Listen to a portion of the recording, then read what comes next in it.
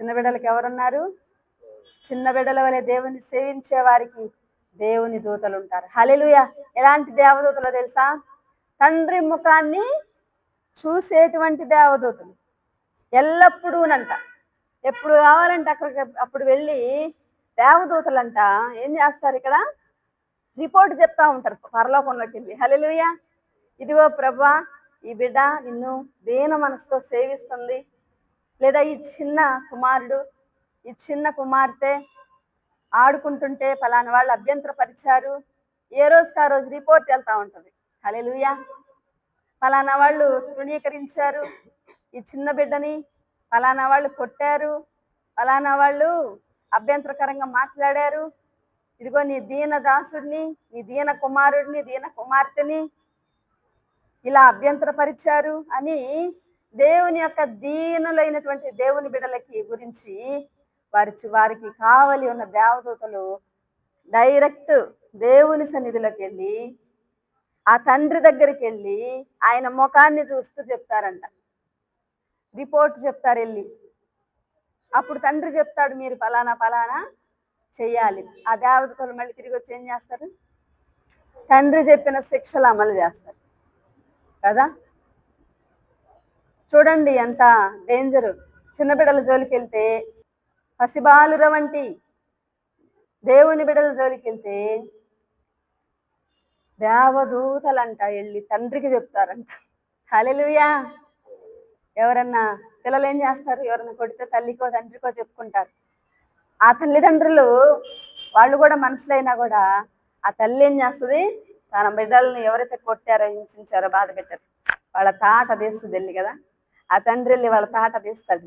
ఎందుకంటే బిడ్డల పట్ల వారికి ఉన్న ప్రేమ అది. వాళ్ళకున్న శక్తినంతా ఉపయోగించి పోరాడతారు. కోడి ఏం చేస్తుంది? తన చిన్న కోడి పిల్ల జోలికి వస్తే తాట తీస్తుంది కదా. దాన్ని చూస్తే అనిపిస్తుంది పక్షిరాజు లాంటి మరి ఫేస్, దానికి ఆ రెక్కలు విప్పుకోవడం కానీ ఆ కోపం అలా ప్రదర్శిస్తుంది తల్లి కోడి. అది ఎంతది? చిన్నది. పెద్ద మనిషి వెళ్ళినా కూడా మనుషుల్ని పొడిచి పొడిచి తరుముతుంది. అట్లా ఆ తల్లి, ఏ తల్లి అయినా సరే, యానిమల్స్లో అయినా, బర్డ్స్లో అయినా, హ్యూమన్ బీయింగ్స్లో అయినా సరే, తల్లికి ఉండే రోషం అలాంటిది, తండ్రికి ఉండే రోషం అలాంటిది. అయితే ఈ చిన్న బిడ్డల గురించి మార్పు నొంది చిన్న బిడ్డల్లాగా మారి దేవుణ్ణి సేవిస్తున్నటువంటి ఆ బిడ్డల్ని అభ్యంతరపరిస్తే ఆ పరలోకపు తండ్రి ఊరుకుంటాడా? దేవదూతలు, ఏ దేవదూతలు అయితే రిపోర్ట్ చెప్పారో, ఇక్కడ విషయాలన్నింటినీ తీసుకెళ్ళి అక్కడ చెప్పారు, వాళ్ళకే చెప్తాడు, తిరిగి పని అప్పచెప్తాడు. ఎవరెవరికో చెప్పుకోనక్కర్లా, వాళ్ళు నన్ను ఇలాగన్నారు, వీళ్ళు నన్ను ఇలా చేశారు, వీళ్ళు ఇట్లా చేస్తున్నారు. దేవుని బిడ్డలు ఎవరికి ఏం చెప్పుకోకర్లా, నీకు తోడుగా ఉన్న దేవదూతలే వీళ్ళు ఎవరికి చెప్తారు? తండ్రికి. హల్లెలూయా! ఎంత మంచి ఫెసిలిటీ కల్పించాడు కదా దేవుడు మనకి. మనం చెప్పకముందే ఎవరు వెళ్ళి చెప్తారు? దేవదూతలు వెళ్ళి, ఫలానా బిడ్డ సౌమ్య అనే బిడ్డని ఇగో ఫలానా వాళ్ళు ఇలాగా మాట్లాడారు, బాధ పెట్టారు, ఇలాంటి పనులు చేశారు, ఇలా అభ్యంతరపరిచారు అని చెప్పినప్పుడు ఆ తండ్రికి ఎంతో కోపం వస్తుంది.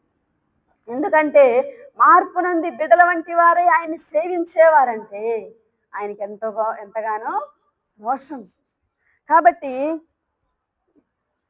దేవుని బిడ్డలకు ఇలాంటి భద్రత ఉంది. హల్లెలూయా! తమ్మును తాము తగ్గించుకున్న వారికి దేవుడు ఇంత గొప్ప భద్రతనిస్తున్నాడు. ఇంకా 14వ వచనంలో అంటున్నాడు, అలాగుననే ఈ చిన్నవారిలో ఒకడైనను నశించుట పరలోకమందున్న మీ తండ్రి చిత్తం కాదు. ఒక చిన్న బిడ్డ, ఇందా చెప్పుకున్నాం, నశించుట దేవుని చిత్తము కాదు. ఖచ్చితంగా చిన్న బిడ్డలకు ఎక్కడైనా అన్యాయం జరిగినా, చిన్న బిడ్డలు ఎక్కడైనా అకాల మరణాలు పొందుతున్నా, అన్యాయం పొందుతున్నా, దేవుని బిడలంగా మనం ఏం చేయాలి? ప్రార్థన చేయాలి. వాళ్ళు మనకు తెలిసిన వారైనా తెలియని వారైనా మనం ఏం చేయాలి? ప్రార్థన చేయాలి.